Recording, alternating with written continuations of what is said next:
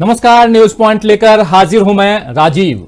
तो दोस्तों, दिल्ली के बाद करनाल, क्या हो गया है देश का हाल। जी हां, आप ठीक समझ रहे हैं, मैं बात कर रहा हूं किसानों के प्रदर्शन की, जो पिछले 9 महीने से दिल्ली की सीमाओं पर डटे हुए हैं और अब करनाल में बने मिनी सचिवालय के बाहर भी धरना देने को मजबूर कर दिए गए हैं।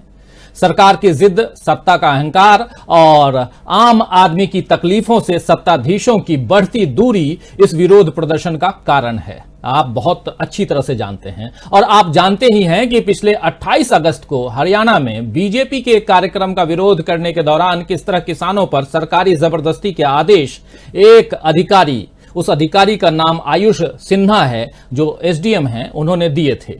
दमन की उस भाषा को सुनकर ऐसा लगता है दोस्तों कि मानो देश के कुछ हिस्से में गुलामी के दौर की मानसिकता से शासन किया जा रहा है। लोकतंत्र में तो हरेक को विरोध प्रदर्शन का अधिकार है और हम किसी फौजी या तानाशाही निजाम में तो है नहीं जहां विरोध के सुर उठाने की मनाही हो। खैर, किसान उस अधिकारी पर कार्रवाई की मांग कर रहे हैं जिसने दमन के आदेश दिए, लेकिन सरकार को इस आदेश में कुछ गलत नहीं लगता है। भाषा को जरूर सरकार ने गलत माना है, लेकिन किसानों को भाषा से ज्यादा नीयत पर आपत्ति है। नीयत का यही सवाल केंद्र सरकार से भी है, जो 9 महीनों से किसानों की मांग अनसुनी कर रही है और अब भी यही दावा कर रही है केंद्र सरकार कि वो किसानों का भला कर रही है। अपने इस दावे को सच दिखाने के लिए सरकार ने आज कैबिनेट बैठक की। हर बुधवार को कैबिनेट की बैठक होती है, लेकिन आज स्पेशल बैठक जो है वो आर्थिक मामलों की हुई है, जिसमें रबी की फसल पर एमएसपी बढ़ाने का फैसला लिया गया है। कैबिनेट ने रबी सीजन में यानी कि 2022 और 23 के लिए एमएसपी बढ़ा दिया है और 2022-23 आप याद कीजिए, ये 21-22 का मामला नहीं है, हम 21 में हैं अभी। और गेहूं, सरसों पर ज्यादा बढ़ोतरी हुई है और उसके बाद जौ, चना, मसूर पर बढ़ोतरी की गई है, यानी तिलहन, दलहन और मोटे अनाजों के समर्थन मूल्य पर हालिया वक्त में ज्यादा ध्यान दिया गया है। यह हम देख रहे हैं। सरकार का कहना है कि एमएसपी बढ़ने से किसानों को उनकी फसल का उचित दाम मिल सकेगा। तो एक तरफ किसानों के फायदे की चिंता और दूसरी तरफ उनका दमन। आखिर ये किस तरह का राजनीतिक खेल खेला जा रहा है? आइए आज न्यूज पॉइंट में इसी पर चर्चा करते हैं और हमारे साथ कुछ खास पैनल मौजूद रहेगा। इस वक्त हमारे साथी जयशंकर गुप्त जी, हमारे एग्जीक्यूटिव एडिटर जुड़े हुए हैं। कुछ देर बाद और भी साथी जुड़ेंगे। जयशंकर जी, आपका स्वागत करता हूं इस कार्यक्रम में और कार्यक्रम को आगे बढ़ाएं, लेकिन उससे पहले स्वागत उन तमाम हमारे दोस्तों, साथियों, शुभचिंतकों का भी जो हमारे साथ अब तक जुड़ चुके हैं या जो जुड़ने वाले। बहुत सारे साथी यहां दिख रहे हैं स्क्रीन पे और खासकर कमेंट बॉक्स में। अमित घोरकर हमारे साथ हैं, घनश्याम लिंबाड़िया जुड़े हुए हैं, महेंद्र मलिक जुड़े हुए हैं हमारे साथ में, देवेंद्र चटर्जी जुड़ गए हैं हमारे साथ में, रईस अहमद हैं, आपसा खान जुड़ गई हैं हमारे साथ में, सुग्गू शो हैं, मोहम्मद अकरम हैं, समीम अंसारी हमारे साथ सऊदी अरबिया से जुड़े हुए हैं। तो तमाम साथी जुड़े हुए हैं इस वक्त और जो जुड़ने वाले हैं, आप सबका एक बार फिर से इस्तकबाल करता हूं, स्वागत करता हूं इस कार्यक्रम में। और कार्यक्रम को आगे बढ़ाएं उससे पहले 2 बाइट आपको दिखाना चाहूंगा। 2 बाइट, उसमें से पहली बाइट, जो पहला जो कमेंट है, जो वीडियो है, वो देखिए और उसको आप लोग देखे हुए हैं। ये आज से लगभग 10-12 दिन पहले की घटना है और जिसके बाद करनाल जो है, हरियाणा का करनाल शहर, वो सुर्खियों में बना हुआ है। अभी मुजफ्फरनगर में किसानों की जबरदस्त महापंचायत हुई और उसके बाद करनाल की ओर बढ़ रहे थे किसानों को रोक दिया गया, लेकिन अब किसान जो हैं वहां डटे हुए हैं और धरना प्रदर्शन कर रहे हैं। लेकिन यह मामला बढ़ा क्यों? आइए सबसे पहले उस आयुष सिन्हा के उस वक्तव्य को सुनते हैं, जिसमें वो कह रहे हैं कि कोई भी यहां से किसान जो हैं उस ढंग से नहीं जाए, अगर जो आए हमारे सामने तो सिर्फ फुटा होना चाहिए। आइए उस बयान को जरा सुन लेते हैं एक बार फिर से। आप सब सुन चुके हैं हमारे भी कार्यक्रम में, हमारे पिछले कार्यक्रम में आप सुन चुके हैं, लेकिन फिर भी जरा याद ताजा करते हैं।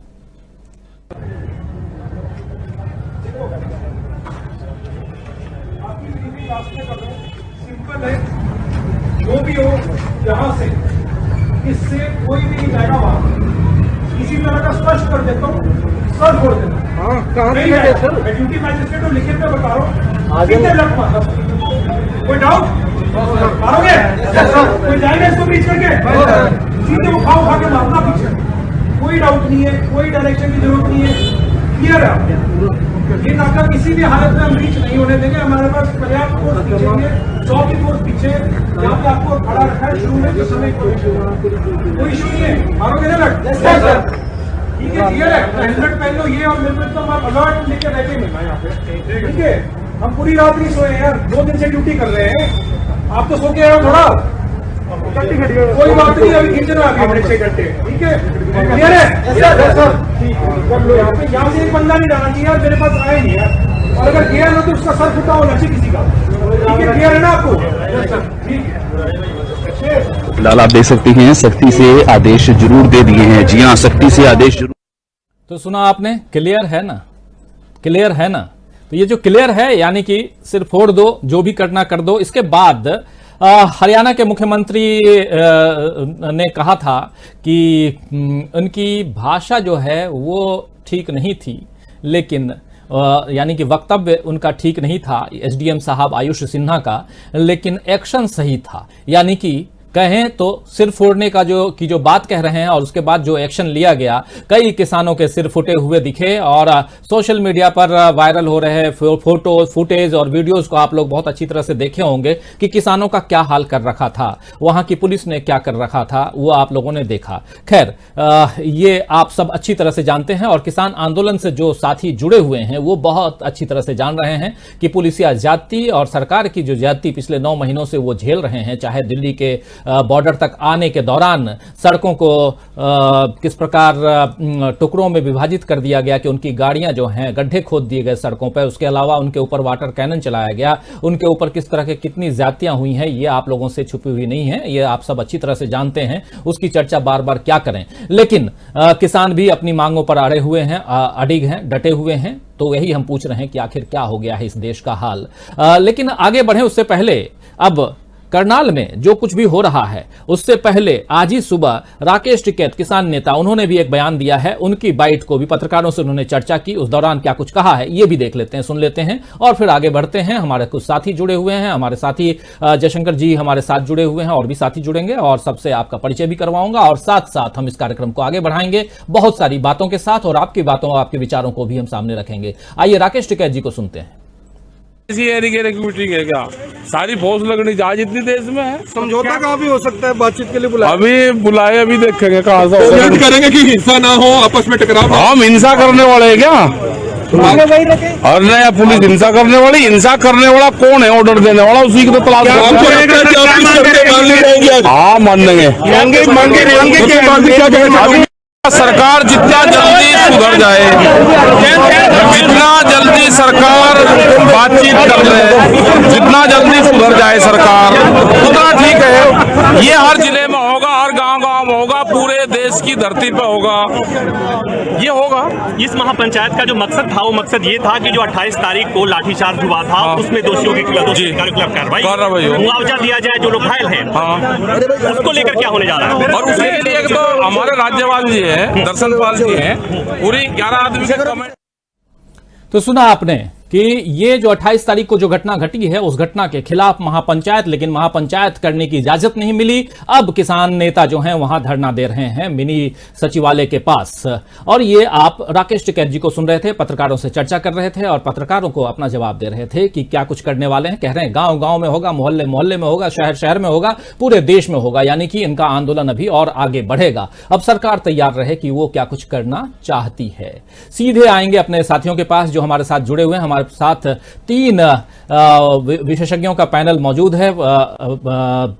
किसान सभा के राष्ट्रीय सचिव हमारे साथ जुड़े हुए हैं एनके शुक्ल जी। एनके शुक्ल जी, आपका स्वागत करता हूं इस कार्यक्रम में। और हमारे एग्जीक्यूटिव एडिटर जयशंकर गुप्त जी हमारे साथ जुड़े हुए हैं और हमारे रोविंग एडिटर भारत शर्मा जी जुड़े हुए हैं। आप तीनों का इस कार्यक्रम में स्वागत करता हूं, इस्तकबाल करता हूं और स्वागत एक बार फिर से तमाम साथी जो जुड़े हुए हैं हमारे साथ, जो इस कार्यक्रम को लाइव कार्यक्रम को देख रहे हैं। एनके शुक्ल जी, सीधे आपके पास आना चाहूंगा और जो कुछ भी हो रहा है पिछले 9 महीने से देश दुनिया की खबरों में सुर्खियां, तो ये तमाम बातें आप लोगों की बटोर ही रहे हैं। लेकिन साथ साथ जो करनाल की घटना है, मुजफ्फरनगर से करनाल, और करनाल में एक अलग तरह की स्थिति दिखाई दे रही है जहां किसान अपनी बातों को और अपने जो आप लोगों का जो विरोध प्रदर्शन है वो तो कर नहीं पा रहे हैं और साथ साथ वहां इस ढंग से रोके गए हैं कि वो अपनी आवाज भी बुलंद नहीं कर पा रहे हैं। क्या कहेंगे ओवरऑल सरकार के इस रवैये पे?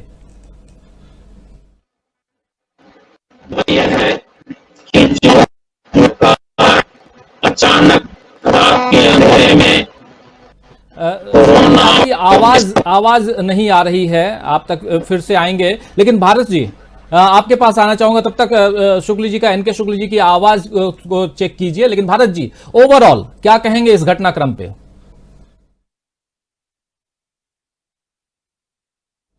भारत जी म्यूट ऑन कीजिए जी। सॉरी, हाँ हो गया। ये तो अब जन आंदोलन हो गया है, तो इसलिए ये तो चलेगा। प्रशासन अपना काम कर रहा है, किसान अपना काम कर रहे हैं। हमें तो बल्कि मुझे लगता है कि हम लोगों को इस बात को लेकर खुश होना चाहिए कि इस सोसाइटी का एक तबका, और वो तबका जो बड़ा तबका है, कम से कम वो इतना जागृत हुआ कि वो अपने अधिकारों की बात करने लगा। वरना तो यही हो रहा है इस देश के अंदर कि लोग अपने अधिकारों की बात ही करना बंद कर दिए थे।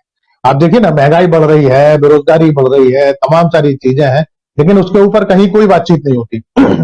और अब कम से कम यह है, जो किसान जिस तरीके के पिछले 9 महीने से कर रहा है, तो इससे एक तो किसान का भी चेहरा, मतलब किसान की जो जुझारूपन है लड़ने का, वो सामने आ रहा है, और साथ में सरकार का भी चेहरा सामने आ रहा है। ये वो सरकार है जो भारतीय संस्कृति, भारतीय सभ्यता और भारतीयता और राष्ट्रवाद और ये तमाम जो जुमले हैं, इनकी बड़ी भारी दुहाई दिया करती थी। और अब ये बात साफ हो रही है कि ये कितनी राष्ट्रीय पार्टी है, जो भारत की जो अर्थव्यवस्था की रीढ़ है, जो कृषि, अगर वो उसी को बर्बाद करने पे तुली है, तो ये कितनी राष्ट्रवादी पार्टी है, और इसकी राष्ट्रीयता और जो अर्थ नीतियां हैं वो क्या है। ये मुझे लगता है इसमें बहुत सारे ऐसे लोगों के सामने ये बात साफ हो रही है जो 2014 में या 2019 में बिल्कुल जो राष्ट्रवाद के नाम पे आरएसएस और बीजेपी का झंडा लिए खड़े थे, उसमें से बहुत सारे लोगों की आंखें साफ हो गई। और इसका सबसे बड़ा उदाहरण अगर आप देखें, तो कम से कम मैं हरियाणा, पंजाब और पश्चिमी उत्तर प्रदेश के बड़े हिस्से में आज की तारीख में कोई बीजेपी का नेता गांव के अंदर नहीं घुस पा रहा। बीजेपी ने तमाम कार्यक्रम किए। सबसे पहले इन्होंने कहा कि हमारे जो नेता हैं वो गांव-गांव में जाके किसानों को समझाएंगे, वो कार्यक्रम फ्लॉप हो गया। उसके बाद इन्होंने अपने मंत्रियों को बोला, वो कार्यक्रम फ्लॉप हो गया। तो तमाम सारे जो इनके अपने जो प्रोग्राम इन्होंने किसानों को समझाने के चलाए, इनका कोई प्रोग्राम नहीं सफल हो पाया। तो इससे सीधी सी जो मैसेज है, अब वो ये बात भले ही कहे कि असली किसान हमारे साथ है, लेकिन असल जो मैसेज है वो यही मैसेज है कि बीजेपी के जो लोग हैं उनकी गांव के अंदर हवा टाइट हो गई है। और आप ये देखिए, उमेश मलिक और संजीव बालियान, ये दो ऐसे नाम थे जिन्होंने पूरे, मतलब इन दो नेताओं को जोड़कर बीजेपी ने पूरे पश्चिमी उत्तर प्रदेश के अंदर पूरा विभाजन किया। और उसके बाद मतलब जो प्रधानमंत्री की, जो नरेंद्र मोदी जो प्रधानमंत्री की कुर्सी तक पहुंचे, उसका रास्ता मुजफ्फरनगर होकर ही निकलता है। और उसी मुजफ्फरनगर में किसानों ने यह बता दिया कि ना संजीव बालियान कुछ कर पाए। जो संजीव बालियान खुलेआम जो चुनौतियां किसानों को देते घूम रहे थे, जब उमेश मलिक के ऊपर जो भी कालक फेंकी गई, और वो किसने किया वो एक अलग बहस का मुद्दा है कि किसानों ने फेंका या कोई साजिश थी इस आंदोलन को तोड़वाने की। लेकिन कुल मिला के बात यह है कि संजीव बालियान भी खूब एक्टिव रहे उस समय, और उमेश मलिक भी रहे, लेकिन वो दोनों भी इस खाप जो वहां पर जो पंचायत जो हुई किसानों की महापंचायत, उसको नहीं रोक पाए। तो कुल मिला के बात यह है कि जो इनके अपने जो जादू थे, जो समाज में ध्रुवीकरण के जो इन्होंने जो जादू फेंका था, वो ध्रुवीकरण धीरे धीरे किसान आंदोलन के नाम पर खत्म हो रहा है। और यही बीजेपी की सबसे बड़ी हार होगी, मुझे ऐसा लगता है, अगले चुनाव में। जी राजीव। तो किसान आंदोलन के नाम पर जो बातें, जो कुछ भी जो घटनाक्रम है वो बता रहे हैं भारत शर्मा जी। और एक बार फिर से आना चाहूंगा इनके शुक्ल जी के पास। आवाज आपकी अभी ब्रेक हो रही थी, इसलिए आपसे स्विच करना पड़ा था भारत शर्मा की। आवाज अभी भी नहीं आ रही है शुक्ल जी की आवाज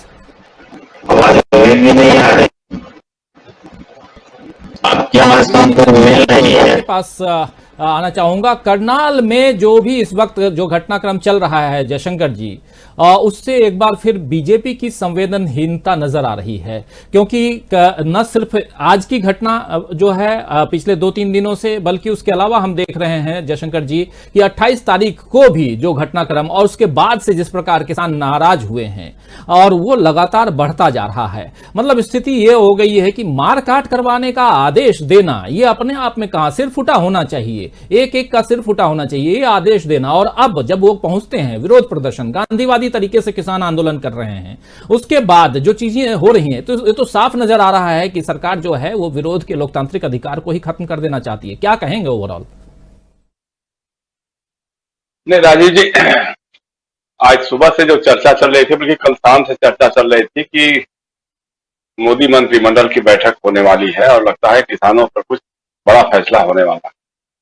तो हम लोग भी थोड़ा उम्मीद लगाए हुए थे कि शायद सरकार को सद्बुद्धि किसी तरह की आई होगी और कोई एक ऐसा कोई फैसला होगा, कम से कम जो किसानों से बातचीत या उनके जो मुद्दे हैं, कृषि कानूनों को लेकर जो विरोध है, तो उस पर सरकार कुछ अपने रवैये में ढील करेगी, कुछ तो सुधार करेगी। लेकिन जो आया वो आया कि साहब वो रबी की फसल के दाम जो है वो मिनिमम सपोर्ट प्राइस बढ़ाने की घोषणा की गई है। गेहूं, सरसों, दलहन, तिलहन और मोटे अनाज के दामों में। तो चलो ये तो स्वागत की बात, अच्छा आपने किया है। लेकिन सबसे बड़ी बात है कि ये तो कभी किसानों की मांग था नहीं। देखिए, एमएसपी तो घटती और बढ़ती रहती है, उसमें तो कोई बड़ी बात नहीं है, कभी घट जाएगी, कभी बढ़ भी जाएगी। लेकिन दरअसल बात यह है कि मतलब एमएसपी पे फसल खरीद की गारंटी क्यों नहीं देती है सरकार? सरकार अपने कृषि कानून में ये सुधार करके, संशोधन करके ये व्यवस्था क्यों नहीं ला देती है कि जो एमएसपी हम घोषित करेंगे उसी एमएसपी पे खरीदना होगा मंडियों को भी और व्यापारियों को भी। वो तो आप करते नहीं है, उसकी खरीद की गारंटी तो देते नहीं है। अब अभी उत्तर प्रदेश में देखा है हम लोगों ने, जिस तरह से धान बेचा है लोगों ने, एमएसपी कुछ और था, उसके आधे तिहे पर भी लोगों ने बेचा, अपने किसी तरह से निपटारा किया क्योंकि कोई खरीद की व्यवस्था नहीं थी। दूसरी तरफ यह है कि जो करनाल वाली घटना है, मतलब जो 28 की बात जो आप कर रहे थे, जो एसडीएम राकेश सिन्हा का दिखा रहे थे, मतलब मुझे कहीं लग रहा था कि वो राकेश जो क्या बोलते हैं उनका एसडीएम साहब जो है आयुष सिन्हा जी के मन में कहीं ना कहीं वो जनरल ओ डायर की आत्मा समा गई हो। तो जलियांवाला बाग में जब जनरल डायर था, उसने इसी तरह से कहा था कि भाई कोई निकलने नहीं पाए, गोलियां चलाना। गनीमत है कि इन्होंने ये नहीं कहा कि साहब गोलियों से भून देना, लेकिन सर फोड़ना तो कहा ही है ना। सर फूटने में एक किसान की तो मौत हुई है। अब उसको आप कुछ भी कहिए, सरकार तो कभी मानने को तैयार ही नहीं होती है कि हाँ साहब आंदोलन में किसी की पिटाई हुई, इससे किसी की मौत हो गई। जब कोरोना की मौत को आप नहीं मान रहे हैं, उसके सर्टिफिकेट नहीं जारी कर रहे हैं, तो फिर इस पे उन्होंने कह दिया कि साहब हार्ट अटैक हुआ था, वो तो हार्ट अटैक से मरा था। और जो खट्टर साहब हैं, जिनकी सरकार को खटारा सरकार करने में कोई हमको हिचक नहीं है, उन्होंने जो बयान दिया मतलब आश्चर्यजनक है कि आप लोकतंत्र में हैं या किसी राजशाही में हैं, मोनार्क में हैं, कैसे आप कर रहे हैं? मतलब उन्होंने कह दिया साहब बयान थोड़ा गलत था, भाषा थोड़ी गलत थी, बाकी तो सब ठीक था। मतलब लोकतंत्र है भाई, जनता चुन करके भेजती है। नौकरशाह जो होता है जनता के प्रति उत्तरदायित्व तो उसका होता है, जवाबदेह होता है वो। और आप कहेंगे सर फोड़ चलेगा ना, सर फोड़ देना। मतलब लोकतंत्र में असहमति का अधिकार सबसे बड़ा अधिकार होता है। उसको असहमति के अधिकार को अभिव्यक्ति की स्वतंत्रता का दर्जा दिया गया है। सुप्रीम कोर्ट ने कहा है, कई मामलों में कहा है सुप्रीम कोर्ट ने कि असहमति का अधिकार नागरिक का है, उसे सुरक्षित रखा जाना ये लोकतंत्र की सबसे बड़ी आवश्यकता है। उसके बाद आपने ये कर दिया। और जिस तरह से जो घटनाएं हो रही है और जो किसानों की जो आशंकाएं हैं, आप देखिए कैसे कैसे हो रही है। जैसे इस कानून, कृषि कानून में है कि फैसला एसडीएम करेगा। अगर कोई विवाद हो गया किसान के बीच में और कंपनी के बीच में, तो सुनवाई किसी अदालत में नहीं होगी, सुनवाई एसडीएम के पास होगी। तो एसडीएम कौन होगा? आयुष सिन्हा जैसा कोई आदमी होगा जिसके मन में किसानों के प्रति ऐसी नफरत होगी, जो कहेगा कि किसानों का सर फोड़ दो। तो वो क्या उनको न्याय देगा? क्या कभी कोई वाद विवाद हुआ सामने में लेके, तो उस पर क्या न्याय देगा? तो किसानों की आशंका तो एकदम सही साबित हुई। और दूसरी बात, जो मिनिमम सपोर्ट प्राइस की बात हम कर रहे हैं, जब पूंजीपतियों के हाथ में आ जाएगा तो कैसे दाम तय करेंगे? इसका अभी ताजा तरीन नमूना जो है वो हिमाचल प्रदेश में देखने को मिला है। हमारे गौतम अडानी साहब की जो कंपनी है, शुरू में तो उसने ऐसे भाव बनाए, सेव का दाम ऐसे मिलेगा वैसे मिलेगा, मंडियां नष्ट हो गई। आज उन्होंने जब देखा कि किसानों की फसल लहरा रही है, ज्यादा आ रहा है, तो 25 रुपए पर केजी कम कर दिया दाम।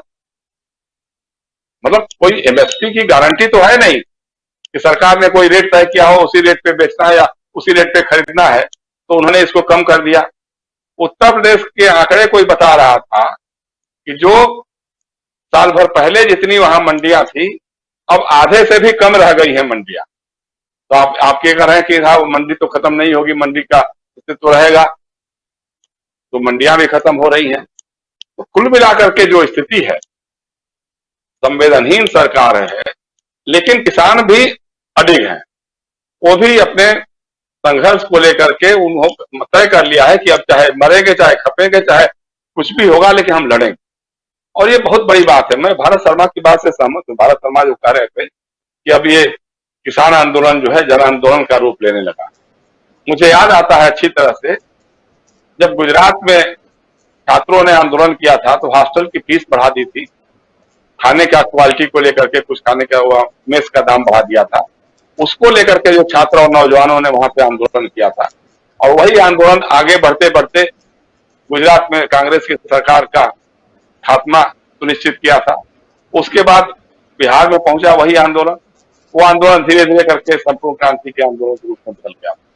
उससे किसी की सहमति असहमति हो सकती है, लेकिन जन आंदोलन इसी तरह से खड़े होते हैं। अब जिस तरह से किसानों की समस्या को 9 महीने तक अगर कोई सरकार 10 किलोमीटर के दायरे में बैठे हुए किसानों की बात नहीं सुन पा रही है, नहीं समझ पा रही है, उनकी पीड़ा को नहीं समझ पा रही है कि कैसे वो गर्मी में, बरसात में, जाड़े में ठिठुर करके वहां पे बैठ करके धरना दे रहे हैं, अपनी मांगों को पूरा करने का दबाव बना रहे हैं, उस सरकार से आप क्या उम्मीद करते हैं?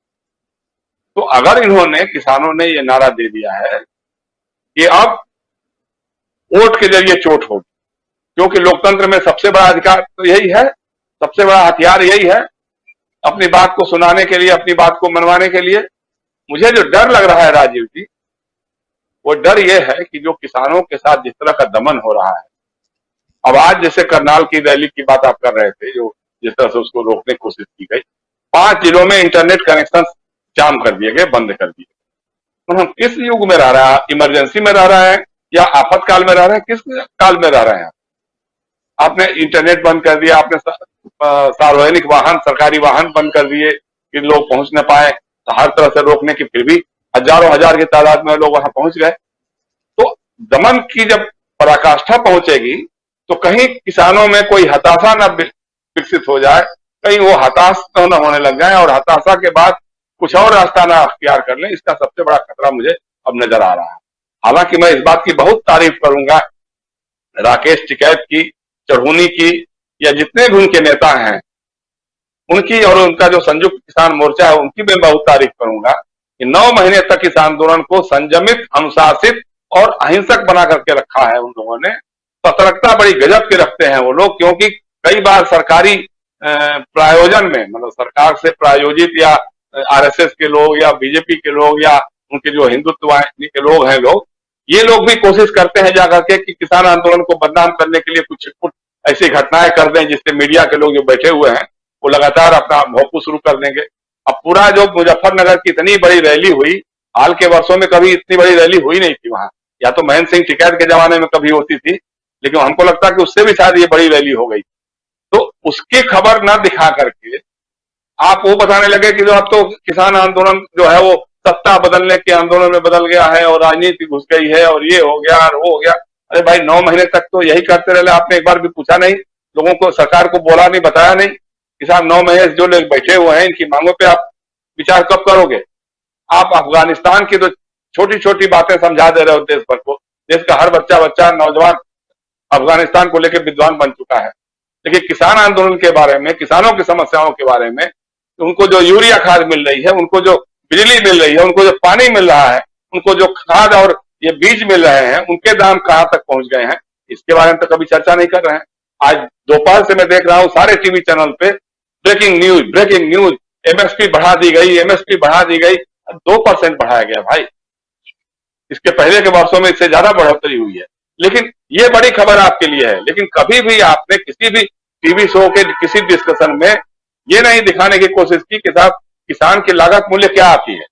अगर वो गन्ना पैदा करता है या गेहूं या धान पैदा करता है तो उसके लिए उसका पूरा सा जो भी बजट होता है, खर्च कितने होता है, उसकी चर्चा नहीं करते हैं। उसके मुकाबले उसको दाम क्या मिलता है, इसकी चर्चा कभी आप करते नहीं है, कभी किसी टॉक शो में बात भी नहीं करते हैं। तो कुल मिलाकर के स्थिति है कि सरकार अभी भी उसके पास समय है, अभी भी चाहे तो एक बार किसान नेताओं से बुला करके बात करे और ये ना कहे कि साहब बाकी सब तो किसे कोटा वही करेगा, बाकी आप लोग जो बात करिए। ये क्या मतलब होता है भाई कि किसान कोई कृषि कानून में कोई संशोधन नहीं होगा, वो उसमें कोई बदलाव नहीं होगा, बाकी आप बात करिए, गप करिए, पूछिए कि साहब बरसात कितनी हुई, बारिश कितना आया, कहाँ बाढ़ आ गई, कहाँ सुखाड़ आ गया और कितना दाम हो गया, ये सब चीजें करिए। लेकिन ये नहीं करिए कि साहब कृषि कानून में गड़बड़ी है। अगर गड़बड़ी नहीं होती तो 9 महीने तक किसान अपनी जान हथेली पे लेकर के दिल्ली की सीमाओं में क्यों डटे रहता। और अब तो गांव गांव में जब बात चलेगी, लोग जाएंगे, गांवों में जाएंगे, जिलों में जाएंगे, और खासतौर से उत्तर प्रदेश, उत्तराखंड और पंजाब में तो आपको चुनाव भी लड़ना है, चुनाव भी फेस करना है। तो अगर किसानों का गुस्सा जिस तरह से जन आंदोलन के रूप में विकसित होने लगा है, तो मुझे नहीं लगता कि 2022 इनके लिए बहुत अच्छा साल साबित होगा। जी राजीव जी, 2022 अच्छा होगा कि नहीं होगा वो आने वाला वक्त बताएगा। लेकिन इस वक्त एक ताकत किसानों की दिखाई दे रही है। हमारे साथ जुड़े हुए हैं किसान सभा के national secretary N K Shukla ji. एक बार फिर से आपके पास आना चाहूंगा शुक्ल जी। 2 बार कोशिश की लेकिन आपकी आवाज नहीं आ रही थी। शुक्ल जी थोड़ा कैमरा ऊपर, हाँ बिल्कुल। हम और आपकी बातों को सुनना इसलिए जरूरी भी है क्योंकि इस जो किसानों का आंदोलन चल रहा है उसको बहुत नजदीक से आप देख रहे हैं, समर्थन कर रहे हैं, उस आंदोलन से जुड़े हुए हैं, इसलिए भी बहुत जरूरी है कि आपकी बातें पहुंचे। अब अभी जैसे जयशंकर जी बता भी रहे थे कि किसानों के प्रदर्शन के पहले जिस तरह 5 जिलों में, हरियाणा के 5 जिलों में इंटरनेट बंद कर दिया गया है, उससे यह तो पता चलता है शुक्ल जी कि सरकार किसानों की ताकत को समझ रही है, लेकिन क्या वो किसानों की तकलीफ को समझ पा रही है? आप बहुत नजदीक से देख रहे हैं, इसलिए ये सवाल आपसे मैं पूछ रहा हूं कि क्या आपकी ताकत को पहचानते हुए इंटरनेट बंद कर दिया जा रहा है? आपकी ताकत को पहचानते हुए आपके ऊपर वाटर कैनन का प्रहार किया जा रहा है? आपकी ताकत को पहचानते हुए सड़कों पे गड्ढे किए जा रहे हैं? आपकी ताकत को पहचानते हुए सड़कों को बिल्कुल बैरिकेडिंग ऐसी की जा रही है कि वहां से परिंदा भी पड़ न मार पाए? लेकिन आपकी तकलीफों को कौन समझेगा? और ये बात आप जब समझाने की कोशिश कर रहे हैं तो सरकार आपसे बिदक रही है, दूर जा रही है, छिटक रही है। आखिर ऐसा क्यों हो रहा है शुक्ल जी? आप क्या कहेंगे? आवाज जा रही है? अब बिल्कुल क्लियर आवाज आ रही है। बिल्कुल। सरकार दबाव में तो है किसानों के, लेकिन एक दूसरे दबाव में भी सरकार है। वो जो कॉरपोरेट्स है उनका दबाव है। सरकार समझती है कि सरकार ने गलती की, क्योंकि शुरू में जो वार्ता हुआ, सरकार ने वार्ता में मंजूर किया कि जल्दीबाजी में हम ये कानून ले आए, सभी लोगों से बात करते तो ये समस्या नहीं आती, लेकिन वो उसको रद्द करने के लिए तैयार नहीं। वो सिर्फ संशोधन की मांग करते हैं कि आप संशोधन सुझाइए, क्योंकि आपको मालूम है कि कॉरपोरेट के कई घराने, खास के अडानी, हरियाणा से लेकर कटिहार होते हुए आसाम तक सैकड़ों गोडाउन, आधुनिक गोडाउन, मॉडर्न गोडाउन उन्होंने खड़ा कर दिया है। उन्हें मालूम था कि ये कानून आने वाला है, तो औने पौने भाव में जो हम किसानों से अनाज खरीदेंगे उसको हम जमा करेंगे, और स्टॉक लिमिट सरकार खत्म करने जा रही है तो हम मनमाना उसका कीमत वसूलेंगे। इसलिए हमें लगता है एक तरफ सरकार किसान के दबाव में है और दूसरी तरफ कॉरपोरेट्स के दबाव में है। कि कॉरपोरेट्स के दबाव में ही ये कानून आया। अंधेरी रात में, एक अघोषित आपातकाल की स्थिति में, कोरोना काल में, कोई ये पार्लियामेंट के स्टैंडिंग कमेटी में नहीं गई, जिस ढंग से राज्यसभा में इसको पास किया गया और जिस ढंग से लोगों के ऊपर थोपा गया, तो ये कानून में जो कमी है उस इस समय गिनती कराने का समय नहीं है। लेकिन हम एक ही लाइन कहना चाहते हैं कि इस कानून का जो मकसद है वो मकसद है कि किसानों को खेती से विरत करना, उनको कमजोर करना, वो मजबूर हो जाए खेती छोड़ने के लिए, वो मजबूर हो जाए जमीन छोड़ने के लिए, और ताकि वो कल जमीन कॉरपोरेट्स के हाथ में चला जाए, मंडी को तोड़ करके, और उसके बाद ये मंडी को तोड़कर और कॉन्ट्रैक्ट खेती, ठेका की खेती लाकर, और जो स्टॉक लिमिट है उसको खत्म करके 3 रास्ते से किसानों की खेती और किसानों को ये बर्बाद करना चाहते हैं और कॉरपोरेट्स के हाथ में देना चाहते हैं। सबसे बड़ी बात यह है कि इस 9 महीने में से जो किसान आंदोलन चल रहा है, जो शुरू में आंदोलन शुरू हुआ, लोगों ने समझा और लोगों ने किया कि 9 महीने में जो किसान नहीं भी समझते हैं वो किसान समझ गए हैं कि क्या कॉरपोरेट हमारे खेती के साथ करना चाहती है और क्या हमारा भविष्य है, और उसी से वो ताकत आती है जिससे 9 महीने से ये किसान आंदोलन चल रहा है। अगले 26 तारीख को ये 10 महीना हो जाएगा। और जो मुजफ्फरनगर से करनाल तक जो रैली, तो करनाल में तो रैली का प्रोग्राम नहीं था, करनाल में तो मुख्यमंत्री की रैली थी पहले, और उसको विरोध करने के लिए किसान जाना चाहते थे और जा रहे थे और उनके सर फोड़ने का आदेश दिया। ठीक ही एक भाई ने कहा कि यही एसडीएम होंगे जो हमारे इस कानून के मुताबिक फाइनल फैसला करेंगे, क्योंकि उस कानून में किसान को सिविल कोर्ट जाने की इजाजत नहीं है। एसडीएम स्तर तक ही फैसला हो जाएगा, ज्यादा से ज्यादा वो डीएम को अपील कर सकता है। तो ऐसे ही एसडीएम कल रहेंगे इस कानून में जो रखा गया है। किसान अब इस बात को समझने लगे हैं कि ये उनके जीवन का सवाल है। ये पीछे हटने का मतलब है अपनी खेती, अपना जीवन, अपना बर्बाद करना। इसलिए ये लड़ाई अंतिम मंजिल तक जाएगी। या तो सरकार को कानून पीछे हटना रद्द करना पड़ेगा, या सरकार को अंत में 2024 में गद्दी खाली करनी पड़ेगी, ऐसा हमको लगता है। क्योंकि किसान भी तैयार है, हम लड़ाई को आगे बढ़ाएंगे, और सरकार कॉरपोरेट्स के दबाव में झुकने के लिए तैयार नहीं है। वहां स्थिति ये बात पहुंच गई है। लेकिन ये सवाल सिर्फ किसान का नहीं है। अगर हमारी खाद्य सुरक्षा समाप्त हो गई और हमारा भोजन अगर चला गया कॉरपोरेट्स के हाथ में, तो ये सिर्फ किसानों की बात नहीं है, ये आम उपभोक्ताओं की बात है, आम जन बात है, आम मजदूरों और आम कर्मचारियों की बात है कि आज एक सार्वजनिक वितरण प्रणाली होते हुए और कुछ थोड़ी मिलते हुए भी आज महंगाई कितनी बढ़ रही है। और कल सार्वजनिक वितरण प्रणाली खत्म हो जाएगी, क्योंकि सरकार अगर खरीदेगी नहीं तो सार्वजनिक वितरण प्रणाली के द्वारा देगी नहीं, और सारा कुछ अगर कॉरपोरेट्स के हाथ में चला जाएगा। आगे ही उन्होंने स्टॉक लिमिट खत्म कर दिया है, खाद्यान्न का, दलहन का, तेलहन का, आलू का, प्याज का, और मार्केट पर उसका असर देख रहे हैं। तो आम उपभोक्ता की हालत क्या होगी? इसलिए आम लोगों को भी हम लोग बता रहे हैं और धीरे धीरे लोग समझ रहे हैं कि ये सवाल सिर्फ किसान की नहीं है, ये पूरे आम जनता की है। और खाद्य सुरक्षा अगर संकट में जाती है और कॉरपोरेट्स के पीछे मल्टीनेशनल होता है, तो हम फिर 1960 के दशक की तरह बाहर से कल हम अनाज मंगाने के लिए मजबूर हो जाएंगे, और हमारी जो संप्रभुता है, जो हमारी आजादी है, उस पर भी खतरा पैदा हो सकता है।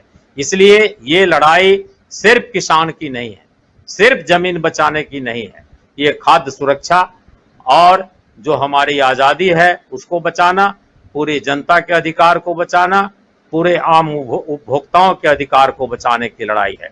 और सरकार अपना पूरा प्रयोग बल का, पूरी ताकत का, एक तरह से अघोषित आपातकाल का, सब कुछ इस्तेमाल कर रही है इस किसान आंदोलन को दबाने के लिए। इसलिए ये लड़ाई बहुत ही महत्वपूर्ण लड़ाई, ये कोई चलता फिरता लड़ाई नहीं है, कोई आया जुलूस निकाल दिया, प्रदर्शन कर दिया, वापस चला गया। ये लड़ाई वहां है जहां लोगों को पीछे हटाने की बहुत कोशिश हुई। रेल को बेचो, भेल को बेचो, तेल को बेचो, गैस को बेचो, सारा चीज जो 70 साल में बना है वो एक एक करके उन कॉरपोरेट्स के हाथ में देना जो अभी जिनको 6 लाख करोड़ माफी दिया, और उन्हीं को 6 लाख करोड़ में अभी जो मोनेटाइजेशन के नाम पर सारा कुछ देने जा रहे हैं। हमारी जनता के टैक्स की कमाई जो बैंक में है वो लूटो, उसका माफीनामा ले लो इस सरकार से, और उसी पैसे से जो सार्वजनिक संपत्ति है वो खरीद लो। ये सब कुछ इस लड़ाई से जुड़ा हुआ है, और आम जनता इस सब बात को धीरे धीरे समझ रही है। दूसरे तबके भी समझ रहे हैं, लेकिन बहुत लोग अभी नहीं समझ पा रहे हैं। गोदी मीडिया समझने नहीं देना चाहती है।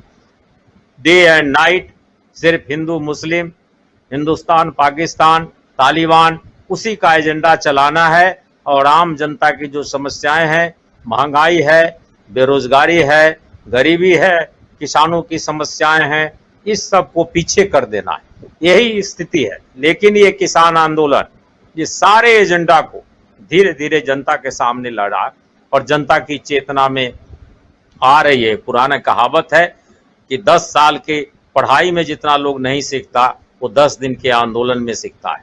ये 10 महीने का आंदोलन बहुत लोगों को बहुत कुछ सिखा के जाएगा और जो डिटर्मिनेशन है, प्रतिबद्धता है लड़ने की किसानों में और आम लोगों में, वो भी है। क्योंकि इन्होंने मजदूरों पर भी हमला कर दिया, सारे लेबर लॉज को खत्म करके 4 लेबर कोड ले आए।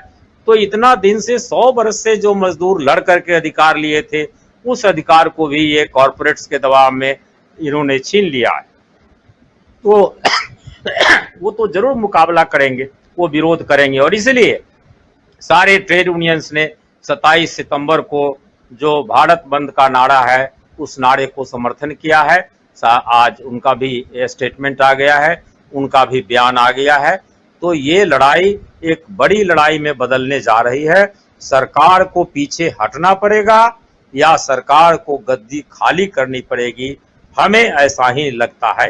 हालांकि फासिस्ट ट्रेंड है इस सरकार का, हर चीज का इस्तेमाल जो सांप्रदायिक डिवीजन करके, ध्रुवीकरण करके और ताकत का इस्तेमाल करके ये कोशिश करेगी दबाने की।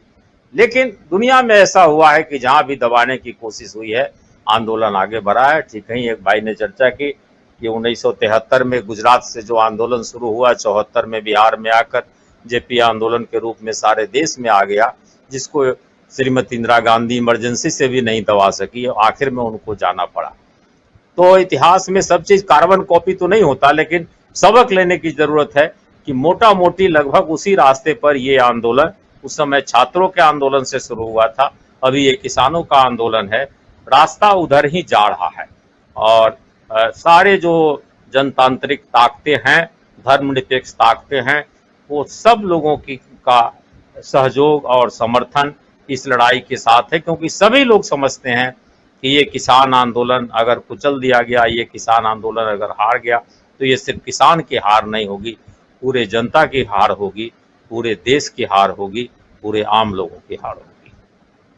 बिल्कुल, किसान आंदोलन को अगर कुचला गया, किसान आंदोलन अगर कहीं बिना परिणाम के अगर समाप्त हो गया, तो ये आंदोलन जो है वो हार किसकी होगी, यही बता रहे हैं एनके शुक्ल जी। हमारे साथ जुड़े हुए हैं, किसान सभा के नेशनल सेक्रेटरी हैं, राष्ट्रीय सचिव हैं और इस आंदोलन से जुड़े हुए हैं और पल पल की खबर और साथ साथ एक एक जो स्ट्रेटेजी है उसमें हिस्सा लेते हैं। तो एनके शुक्ल जी हमारे साथ अभी बने हुए हैं और साथ में बने हुए हैं तमाम साथी जो लगातार किसान आंदोलन के समर्थन में कमेंट कर रहे हैं। हमारे चैट बॉक्स पे, कमेंट बॉक्स पे उषा परगनिया जुड़ी हुई हैं, परवीना खातून हमारे साथ हैं, असलम चिश्ती जुड़े हुए हैं, ग्रेट एनालिसिस कह रहे हैं, एनके शुक्ल जी ने ग्रेट एनालिसिस किया है। सोनू ठाकुर लिख रहे हैं कि किसान के नाम पर देश में माहौल खराब कर रहे हैं। फिर मदीना का मुसाफिर है, नंदकिशोर सिरपुरकर हैं, किसान आंदोलन जो लिख रहे हैं, किसान आंदोलन देश के सभी नागरिकों का आंदोलन है। महेंद्र मलिक कह रहे हैं कि अल्लाह अकबर और हर हर महादेव,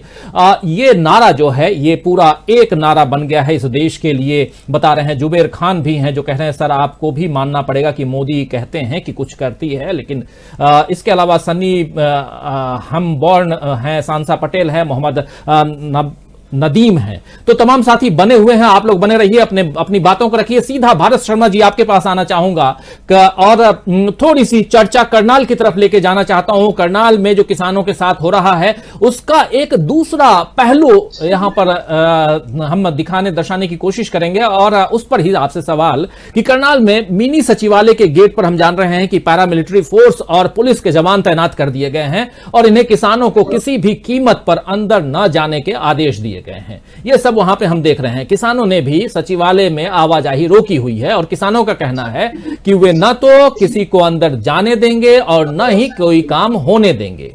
इस सचिवालय में आपको बता दूं कि क्या क्या है। DC, SP, SDM, e Disha केंद्र, CM window, tehsil, treasury, ADC, DRO, DDPO, DEO, निर्वाचन आयोग, श्रमिक कार्यालय, ये सब हैं। और इसके अलावा बैंक है, समाज कल्याण है, जिला कल्याण है, रोजगार विभाग है, ये सब हैं। और रोज कम से कम इस बिल्डिंग के पास, मिनी सचिवालय के पास 5000 लोग वहां आते हैं, काम के लिए पहुंचते हैं, और आम जनता भी पहुंचती है, और जिन्हें अब आंदोलन से तकलीफ हो रही है। अगर सरकार, देखिए ये आम जनता है जिसे तकलीफ हो रही है, अगर सरकार किसानों से चर्चा करके उनकी मांग को सुन ले भारत जी, तो प्रदर्शन खत्म हो जाएगा। लेकिन सरकार शायद नहीं, ऐसा नहीं चाहती है। क्या आम आदमी को किसान, फिर किसान और जवान, ये सब जो आम आदमी बनाम किसान, आम आदमी बनाम जवान, ये सब जो हैं, ये आमने सामने की कोई सरकार की रणनीति है? क्योंकि लगातार आप देखिए,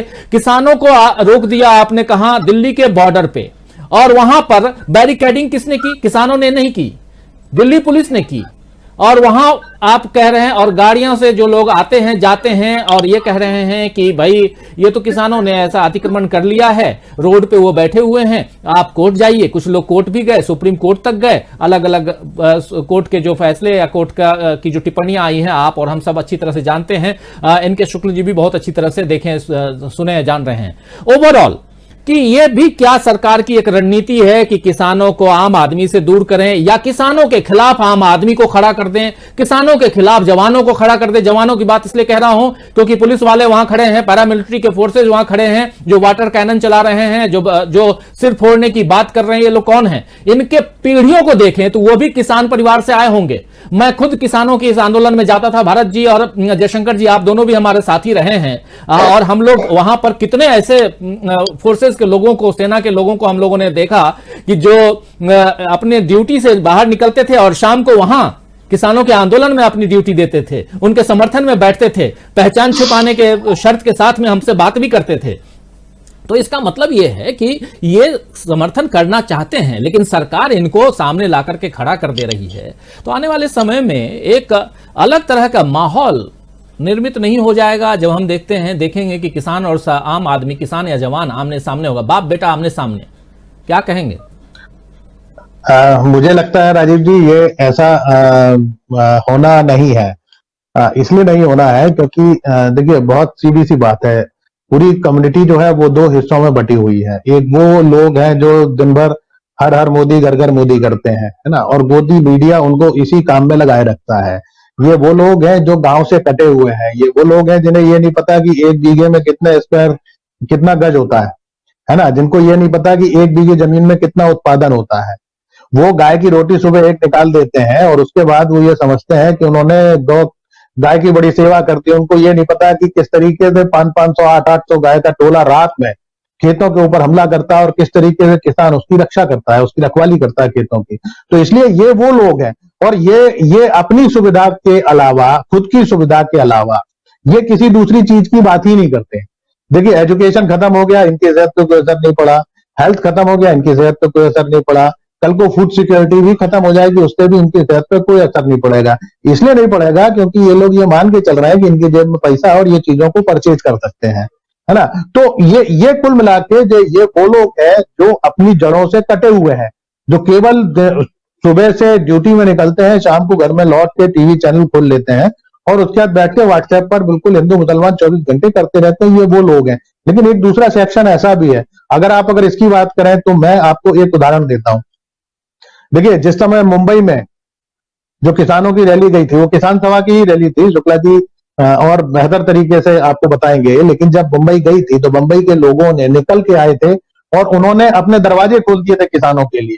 अभी जब मुजफ्फरनगर में जब किसान गए हैं तो लोगों ने अपने घर के दरवाजे खोल दिए थे मुजफ्फरनगर में। तो ये वो लोग हैं। और देखिए, हरियाणा का जो पूरा जो सेक्शन है, हरियाणा के जो लोग हैं, जो शहर के अंदर रह रहे हो या गांव के अंदर रह रहे हो, वो गांव से टच है, सारे लोग गांव से जुड़े हुए लोग हैं। तो ये एक ऐसा छोटा सा सेक्शन है जो ये बताने की कोशिश कर रहा है, और वो 9 महीने से वो लोग देख रहे हैं कि किसानों की पीड़ा क्या है, किसानों के आंदोलन क्या है, किसानों की डिमांड्स क्या है, उसके समर्थन में है हरियाणा के लोग। तो इसलिए हरियाणा जैसी जगह में मैं ये मानता हूं कि सरकार की जो ये कोशिश है, क्योंकि सरकार पहले दिन से कोशिश कर रही है कि इस आंदोलन को बदनाम किया जाए। पहले उन्होंने बैरिकेड किया, उसके बाद हमने देखा 26 जनवरी पे जिस तरीके से दीप सिद्धू को उन्होंने लाल किले पे भेजा, और उसको आज भी आप टीवी चैनल के सारे एंकर को देखेंगे तो पूरे किसान आंदोलन में से वो केवल एक घटना को निकाल के उस पर बात करते हैं कि साहब वो हिंसा हुई थी, वो सिपाहियों के साथ अत्याचार हुआ था। भाई ठीक है, वो हुआ था, वो दुर्भाग्यपूर्ण है, लेकिन उसका जांच करने का अधिकार और उसमें सजा देने का अधिकार अदालत का है।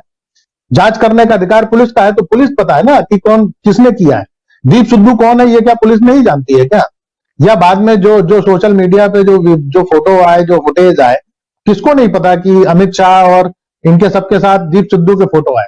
तो ये बदनाम करने की कोशिश है। तो यही हो ये रहा है कि मीडिया का सेक्शन जो है, एक सेक्शन में सोशल मीडिया में बहुत सारे लोग हैं जो प्रो मूवमेंट भी हैं, लेकिन जो मेन स्ट्रीम मीडिया हम जिसकी बात करते हैं, वो एक छोटे से सेक्शन की बात को उठाता है और वो उसी को एडिट करके दिखाता है कि हाँ भाई लोग परेशान हो रहे हैं, लोग परेशान है, ये किसानों को अपना आंदोलन खत्म कर देना चाहिए। लेकिन बड़ा हिस्सा अभी जो शुक्ला जी ने जो बात किया है ना, ये जो आपको मैं बता रहा हूं कि इस समय, और ये बात सच है, देखिए महंगाई जिस तरीके से बढ़ रही है, प्याज की जो इस समय प्याज की फसल आ रही है, प्याज की जो कीमत है मंडियों में वो 4 और 5 रुपए किलो हुआ करती थी।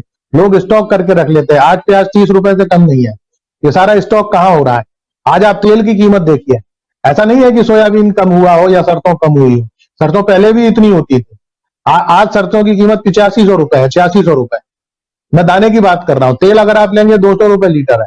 ये कहां स्टॉक जा रहा है ना? एक स्टडी जो हम लोगों ने पता किया था, मैं तो खुद सरसों उत्पादक किसान हूं, हमारे इलाके का पूरा जो तेल है वो बाबा रामदेव खरीद रहे हैं, वो पूरा स्टॉक कर रहे हैं, है ना। और इधर मुरैना साइड का और इधर जो लगा हुआ पूरा तेल है, ये अडानी के गोदामों में जा रहा है। तो सवाल यह है कि मार्केट में क्राइसिस पैदा हो रही है। ये ठीक है, बीजेपी के नेता या बीजेपी सरकार या तमाम सारे लोग जो बीजेपी से बहुत ज्यादा अभी भी प्रभावित है, वो भले ही ये बात कहे कि यह कृषि कानून को अभी लागू नहीं किया गया है या पोस्टपोन हो रहा है या उसको कुछ समय के लिए पोस्टपोन कर दिया गया। अभी जो जयशंकर जी ने जो बताया है ना कि सेब की कीमत कम कर दी गई है और उसको लेकर हिमाचल में किसान आंदोलन कर रहे हैं, तो ये सब जगह है, ऐसा नहीं है। तो ये हो रहा है और मंडियों को धीरे धीरे खत्म करने की, और यही आशंका है जो किसानों की है, मंडियां धीरे धीरे खत्म की जा रही है। अब आप ये देखिए कि जो एमएसपी पर जो खरीद होती है, जिस समय गेहूं की, केवल गेहूं और धान के अलावा तीसरी कोई फसल सरकार नहीं खरीदती, और जिस समय होती है खरीद, है ना, उसी समय आप अगर मंडी में चले जाइए, और ये सरकार का ही आंकड़ा है कि मात्र 9% फसल जो है गेहूं या धान वो एमएसपी पे खरीदी जाती है, बाकी सब ओपन मार्केट में बेचा जाता है। देखिए बटाईदार का कोई अधिकार है नहीं, जो ठेके पे खेती कर रहा है उसका अधिकार है नहीं। आपको पहले रजिस्ट्रेशन कराना होता है, आपको बताना होता है कि कितने इलाके में, कितने एरिया में आप गेहूं कर रहे हैं उसके, और आपको मात्रा लिख के देनी पड़ती है, आप उतना ही बेच पाते हैं। तो इसलिए इसमें इतने सारे रेस्ट्रिक्शन हैं। आप कह रहे हैं एमएसपी घोषित कर दिया, लेकिन प्रतिबंध इतने सारे हैं। और जिस समय 1900 रुपए बिक रहा था, मंडी में 1500 रुपए 1600 रुपए गेहूं था। एक किसान 300 और 400 रुपए सस्ते में जाके अपना गेहूं बेच के आ रहा है, और वो व्यापारी जाता है तो व्यापारी की खरीद हो जाती है।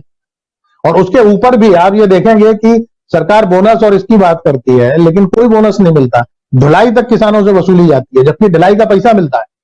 योगी आदित्यनाथ खुद इस बात का तो कई भाषण में कह चुके हैं कि हम किसान को ढुलाई का पैसा दे रहे हैं, लेकिन आप किसी भी सोसाइटी पे जाके देखेंगे तो वहां पर किसान को ढुलाई का पैसा देना होता है। और उसके बाद आप एक और मैं आपको बात बताऊं, मंडियों में क्या होता है, सरसों हो या गेहूं या कोई भी फसल अगर बेचते हैं तो वो कचरे के नाम पर किद्दा काटते हैं, कम से कम 2 से 3 किलो तक किद्दा काट लेते हैं। आप बताइए, एक आदमी जो अपना अनाज बेचने जा रहा है, पहले ही वो 300-400 रुपए सस्ता बेच रहा है, उसके ऊपर वो 3-4 किलो और एक्स्ट्रा दे के आ रहा है।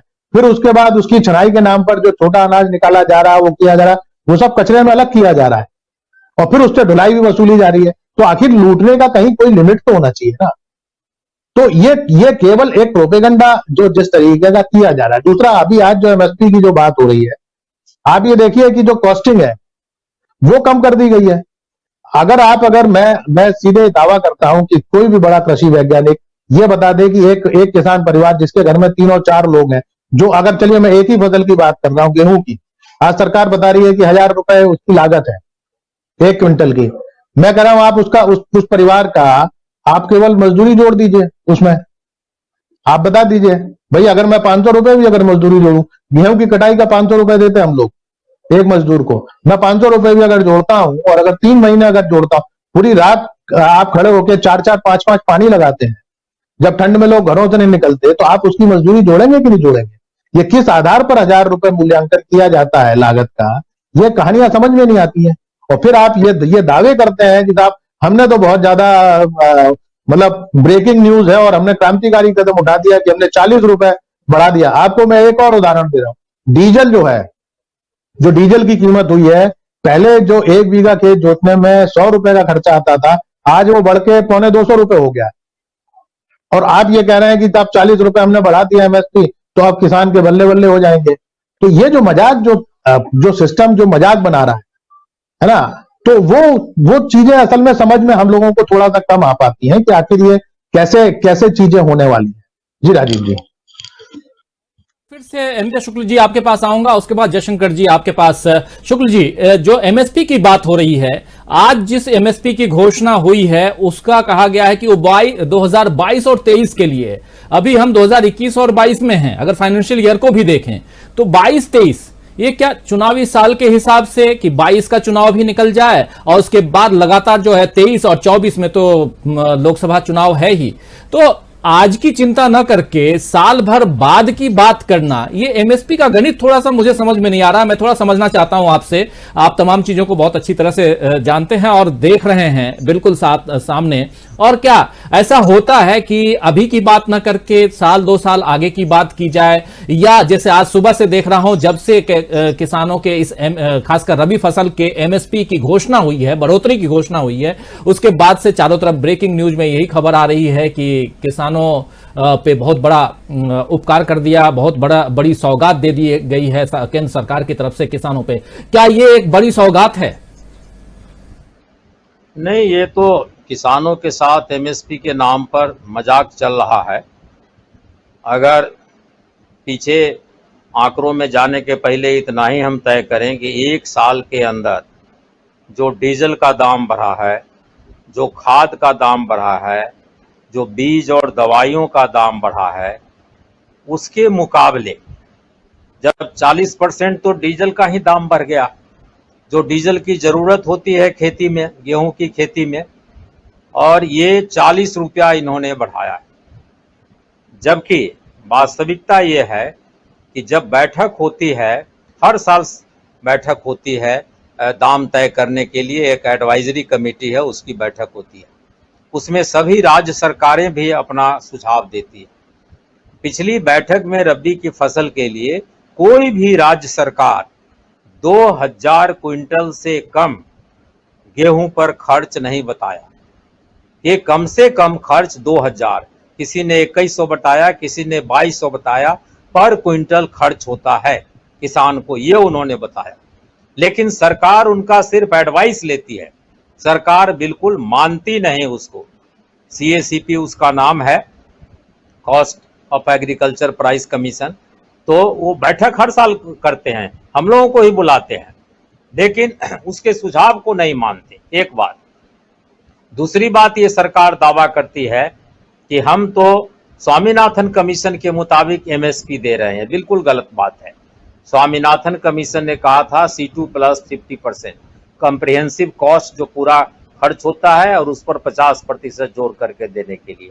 उसमें स्वामीनाथन कमीशन का था कि जो खाद, बीज, पानी, परिवार का श्रम, उसके अलावा जो जमीन है, जमीन का रेंट, चाहे अपनी जमीन हो या दूसरे का जमीन रेंट पर लेकर खेती कर रहा हो, उसको भी जोड़ा जाए, तब वो खेती का खर्च होगा।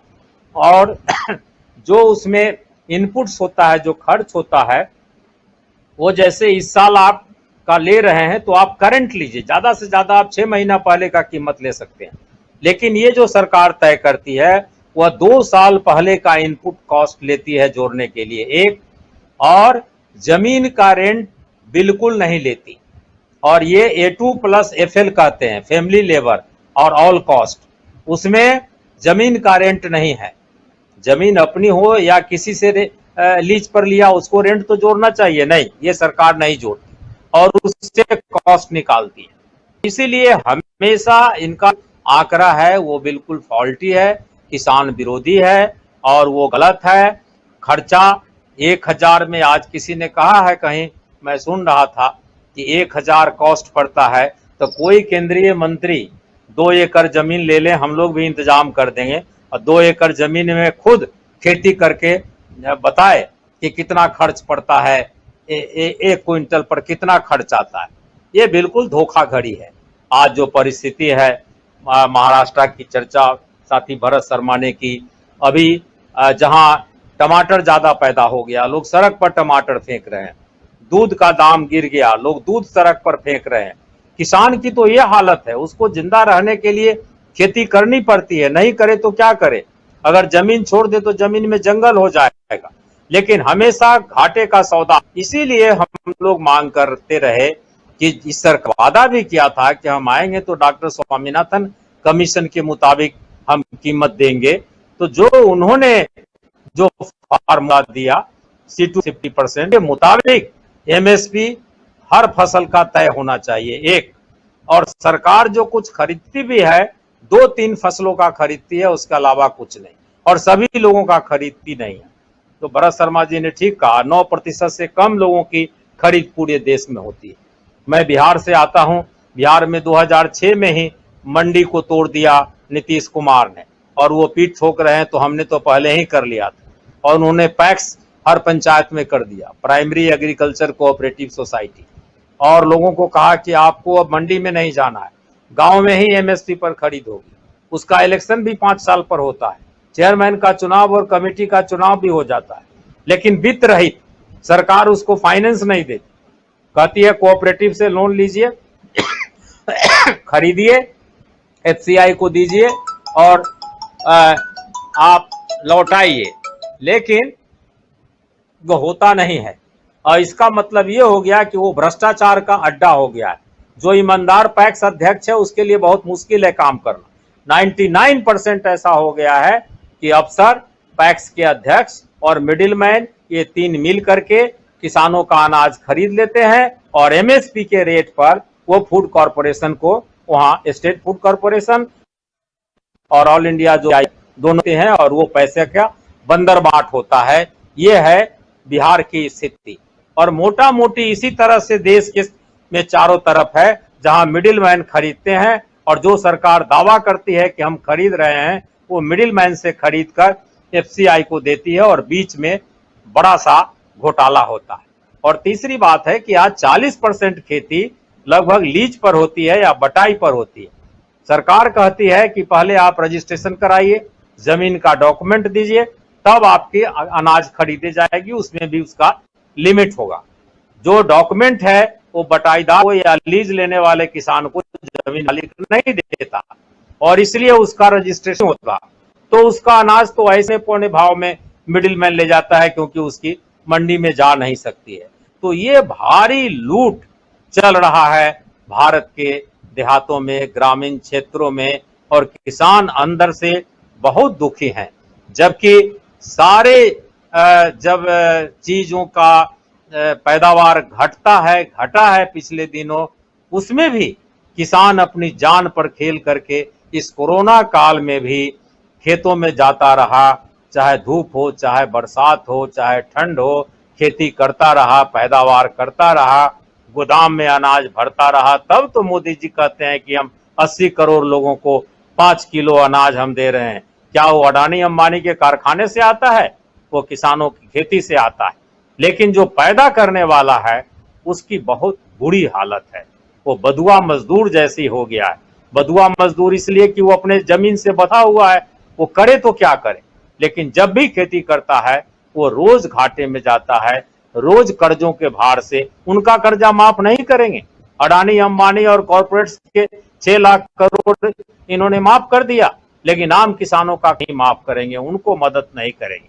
ये सारी स्थिति है, और इस स्थिति में ये कानून ला करके जो बची खुची स्थिति है, जो बचा खुचा जमीन है किसानों के पास, उसको छीनने का, उसको लेने का, मजबूरी में कॉर्पोरेट्स के हाथ सौंपने का, किसानों को मजबूर करने का जो ये ले आए हैं, तो इसीलिए किसान आज लड़ाई के मैदान में है, और वो लड़ रहा है, और वो लड़ेगा, और उसका डिटर्मिनेशन है कि सरकार या तो कानून वापसी करे या इसकी गद्दी वापसी होगी, दूसरा कोई उपाय नहीं।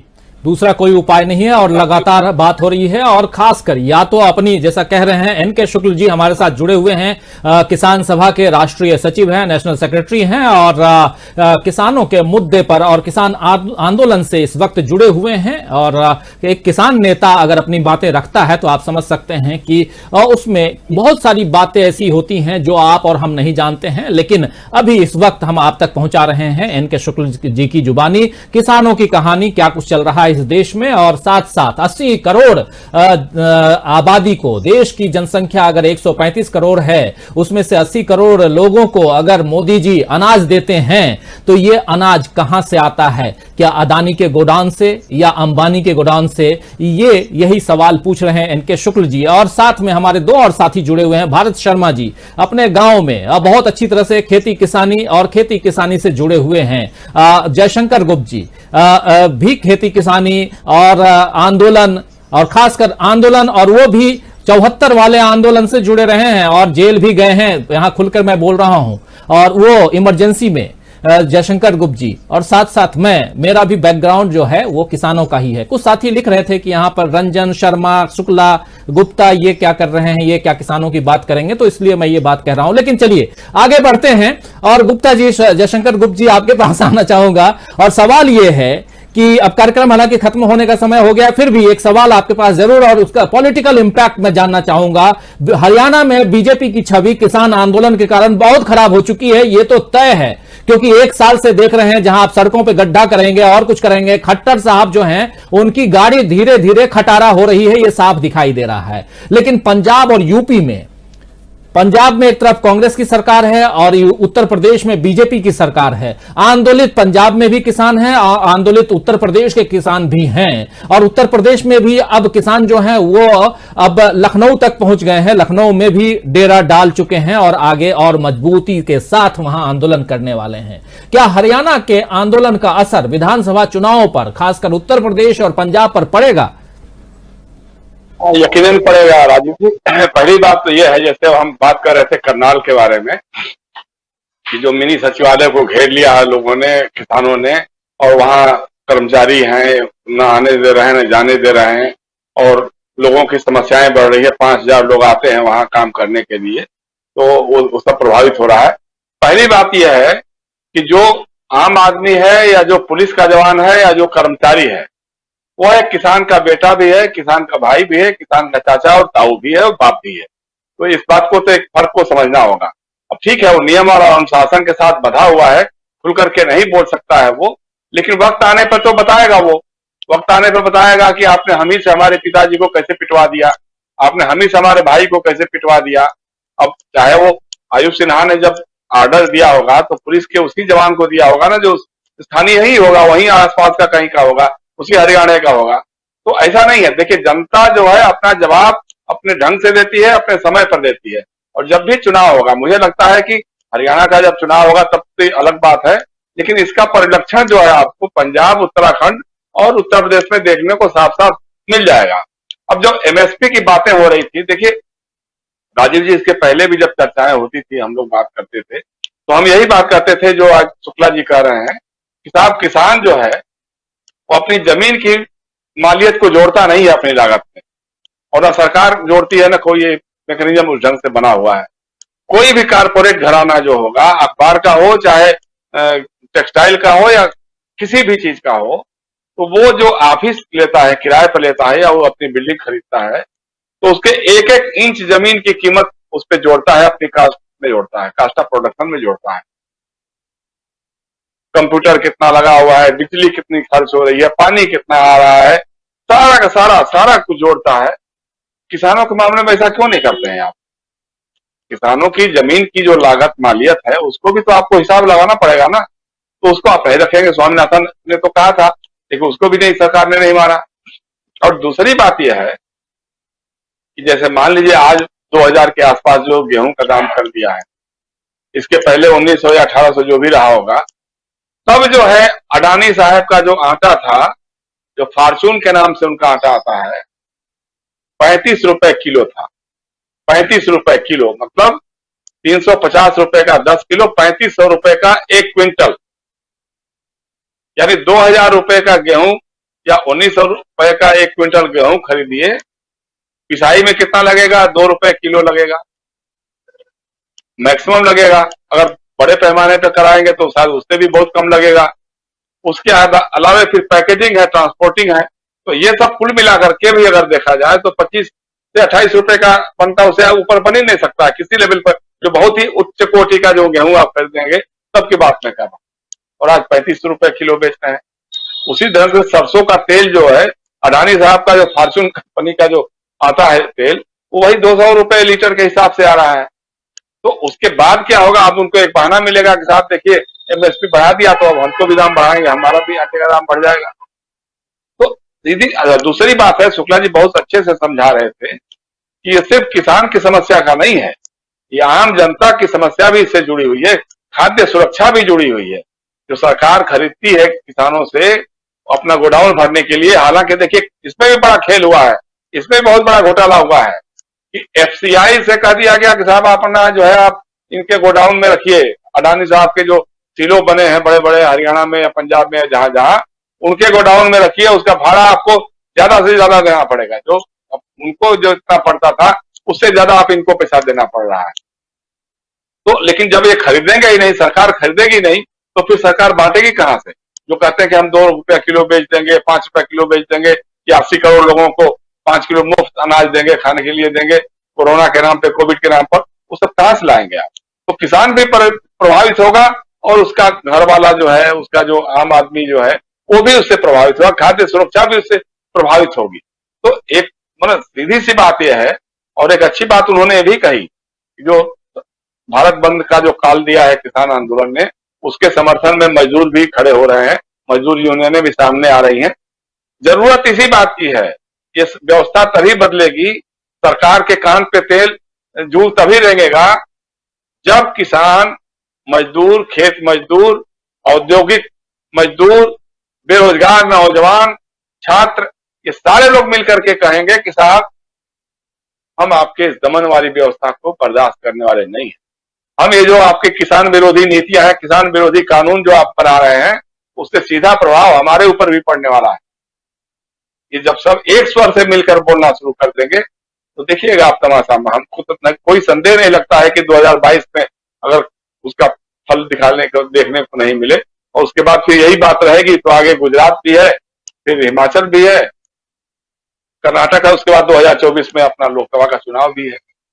तो ऐसा नहीं है, लोगों में समझ बढ़ रही है। लोग अब थोड़ा सा जरूर, जो आप हिंदू मुसलमान, अफगानिस्तान, तालिबान, पाकिस्तान, यही सब करते रहिए, दिन भर आप बताते रहिए, उससे कोई फर्क नहीं पड़ेगा। हमने जैसे उस दिन कल भी कहा था, जो मुजफ्फरनगर से जो नारा गूंजा है ना, वही इस देश को बचाने की ताकत है।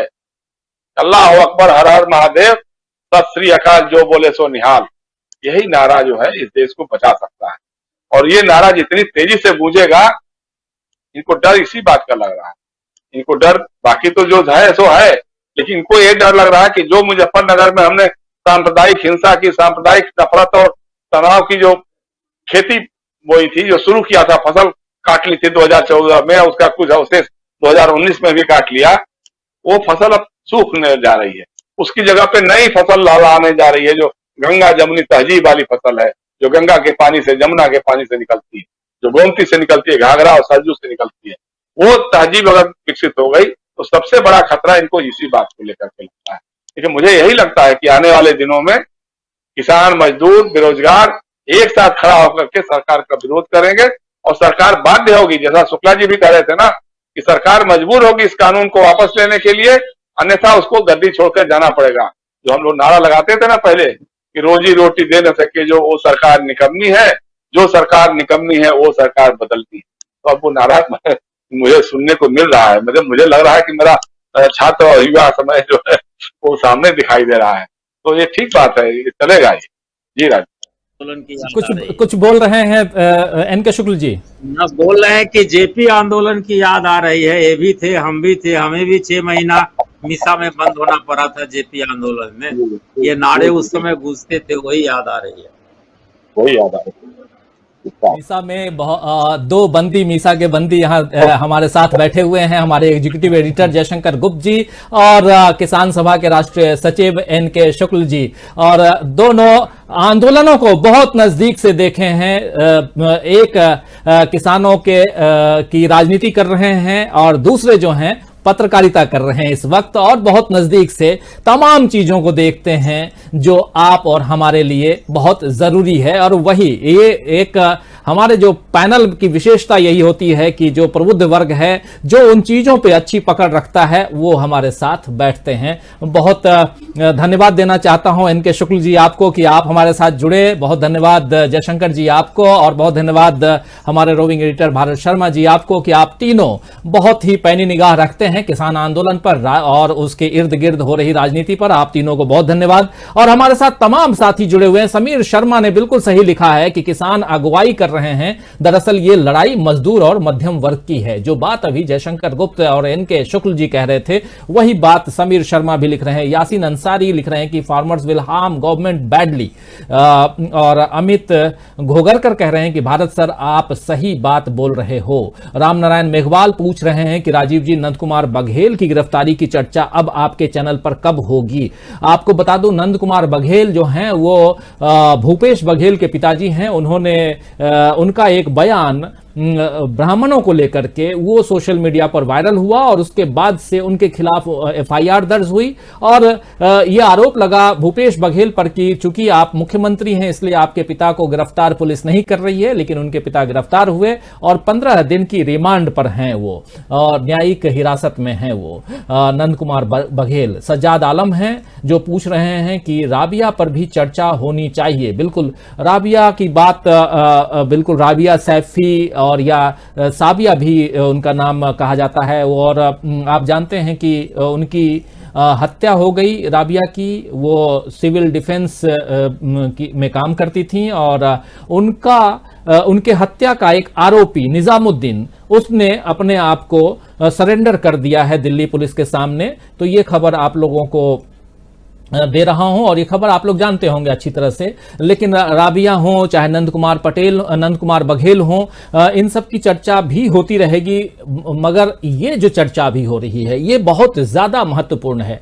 ये हमारे और आपके पेट से संबंध रखता है। अगर अन्न नहीं होगा तो जीवन नहीं होगा, कपड़ा नहीं होगा तब भी चल जाएगा, शिक्षा नहीं होगा तब भी चल जाएगा, लेकिन भूख से मौत, ये सुन करके सिहर उठता है शरीर। इसलिए, और भूख यानी अनाज, भूख से निजात दिलाने के लिए अनाज चाहिए। और अनाज कौन देता है? वो अन्नदाता कौन है? वो किसान है। इसलिए अन्नदाता भी कहते हैं। तो किसानों की बात ज्यादा जरूरी है। अशोक सांगवान जी हैं जो कह रहे हैं कि देशबंधु समूह की उज्जवल और जुझारू पत्रकारिता। अशोक सांगवान जी बहुत धन्यवाद। परवीना खातून भी लिख रही है राबिया सैफी न्यूज दिखाओ प्लीज। बिल्कुल राबिया सैफी पे और आगे भी बात करेंगे। दीपक तिवारी हैं जो कह रहे हैं कि किसान देश की जान है, कृपया इसे कमजोर ना होने दें। बिल्कुल सही कहा आपने। शनीरकर खान जो हैं वो कह रहे हैं हमारे भारत को कृषि के क्षेत्र से जाना जाता है। असलम चिश्ती लिख रहे हैं कि यह है सच्ची पत्रकारिता जिसके सामने तारीफ जैसे शब्द भी कम पड़ जाते हैं। Good coverage. बहुत धन्यवाद असलम जी आपको। और आप तो उत्तर प्रदेश घूम रहे हैं, पूरा उत्तर प्रदेश और हरिद्वार। कभी 2 बार आप शायद हरिद्वार जा चुके हैं। उसके अलावा उत्तर प्रदेश में अलग अलग जगहों पे। अब अगली दफा जब आप नोएडा आइए तो बिल्कुल आपसे मुलाकात होगी। और लेकिन उत्तर प्रदेश में जो आप सर्वे कर रहे हैं, घूम रहे हैं, वो लिख तो रहे हैं आप यहाँ पे, लेकिन वो बातें भी आपसे सुन करके क्या कुछ चल रहा है देश दुनिया में वो भी जानना जरूरी है। वो समझेंगे आपसे। और एस गांगड़े हमारे साथ हैं जो कह रहे हैं सरकार तानाशाह के रूप ले रही है, क्योंकि मीडिया अगर अपनी ईमान बेचने पड़े तो उससे मीडिया को तो अच्छा चैनल बंद करके, क्योंकि न्यूज चैनल ही देश को बचा सकते हैं। बिल्कुल मीडिया का एक बहुत बड़ा रोल होता है, सही आप कह रहे हैं। लेकिन तकलीफ ये है कि मीडिया कहाँ है, क्या है, ये आप सब अच्छी तरह से जानते हैं। इसलिए मीडिया के रोल पर भी चर्चा तो होनी ही चाहिए। हमारे साथ और भी बहुत सारे साथी जुड़े हुए हैं। सैयद जाफर हैं, केवी न्यूज ये हमारे साथ जुड़े हुए हैं जो कह रहे हैं कि दे दो मुझे रोजी रोटी खाने की कमी है, ये सरकार निकम्मी है। शनीरकर खान भी हैं, अभी सहनी भी हैं, नंद किशोर सिरपुरकर हैं, किसान देश की आन बान शान है, लिख रहे हैं। सज्जाद आलम भी हमारे साथ बने हुए हैं, कादर आलम भी हैं, कैलाश मीना कह रहे हैं किसान के साथ ये सरकार धोखा कर रही है, लिख रहे हैं। मोहम्मद नदीम भी हैं जो कह रहे हैं आजाद देश में गुलाम किसान, ये कैसा बन रहा है हमारा हिंदुस्तान। बिल्कुल। नूरुल अमीन शेख हमारे साथ हैं। फड्डू गेमिंग हिंदी में लिखे तो सभी को समझ आएगा, लिख रहे हैं। असलम चिश्ती भी हैं, देवेंद्र चटर्जी भी हैं, कह रहे हैं असलम चिश्ती कि आज मैं हरिद्वार में हूं। देवेंद्र चटर्जी कह रहे हैं आज समय आ गया है देश की जनता को सोच समझकर वोट देने का। बिल्कुल सही कह रहे हैं देवेंद्र चटर्जी जी। इंद्रजीत सिंह भी हैं, सर आप भी किसानों की बात करें और किसानों का साथ दें। बिल्कुल, हम तो किसानों की बात लगातार कर रहे हैं, किसानों के साथ दे रहे हैं। इंद्रजीत सिंह जी बिल्कुल आप जो चाह रहे हैं बिल्कुल हम वही कर रहे हैं, किसानों के साथ शुरुआत से हैं हम। और ऐसा नहीं कि इस आंदोलन में, ऐसे भी आंदोलन रहे न रहे, आपके साथ, किसानों के साथ हम हैं, हमारा मीडिया है, पूरा है। साकिद अहमद भी हैं, सलाम कह रहे हैं। सलाम आप जैसे ईमानदार मीडिया को बहुत धन्यवाद, इससे हौसला अफजाई होती है, हमें अच्छा लगता है कि आप हमारे इस काम को अगर सराहते हैं, इस काम की तारीफ करते हैं, तो इससे अच्छी खुशी और क्या हो सकती है। यही है, रुपए पैसे नहीं चाहिए, दो बोल अगर तारीफ के हो जाएं तो इससे अच्छा और क्या होगा। और एक पत्रकार के लिए इससे बड़ा तोहफा और कुछ नहीं हो सकता। अशोक सांगवान जी कह रहे हैं कि एक मिनट, अशोक सांगवान जी की बात अभी मैं पढ़ रहा था, थोड़ा ऊपर। हाँ, भूख से वोट हासिल करने की तरकीब है आजकल सत्ता की, अशोक सांगवान जी कह रहे हैं। कैलाश मीना भी हमारे साथ, कुछ मीडिया गोदी मीडिया है, कह रहे हैं। फिर सैयद जाफर हैं कि आपकी चर्चा से हम लोगों की हिम्मत बढ़ती है, करेक्ट डायरेक्शन एंगल अंडरस्टैंडिंग होती है। बिल्कुल धन्यवाद आपको सैयद जाफर जी। तनु इंदल भी हैं जो निकम्मी सरकार है इसको हटाओ कह रहे हैं। दीपक तिवारी किसान देश किसान हैं, कृपया इसे कमजोर न करें। कैलाश मीना भी हैं। मोहम्मद देवेंद्र चटर्जी, असलम चिश्ती, मनप्रीत इंडियन फार्मर, मनोहर लाल खट्टर का इस्तीफा हो जाना चाहिए, लिख रहे हैं। सांसा पटेल हैं, किसान एकता जिंदाबाद, लिख रहे हैं। जावेद इकबाल जी गुड नाइट, शुभ रात्रि, सब्बा खैर कह रहे हैं। जावेद भाई आपको भी गुड नाइट। शीनू आगरा भी हमारे साथ हैं। Parveena Khatoon, you are honest man, thank you Parveena Khatoon जी।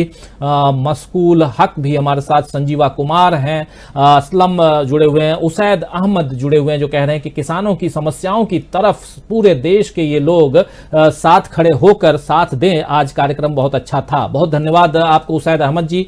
आफ्ताब अली भी है, नमस्कार। ये गोदी मीडिया नहीं गल रहा है, लग रहा है, लगे रहे गुरुजी, बहुत धन्यवाद। कम से कम गोदी मीडिया की श्रेणी से हमको बाहर रखे आप, उस कैटेगरी में लेके नहीं आए। मोहम्मद साबिर अंसारी, राजीव जी कह रहे हैं, केबी भी हैं और सीरू आगरा भी हैं जो कह रहे हैं यूपी मुख्यमंत्री बीजेपी के सभी नेता आगरा आने के दर। फिर राशिद भी हैं, राशिद खातिर किसानों के साथ हैं। राजीव जी किसानों के साथ हो, बिल्कुल।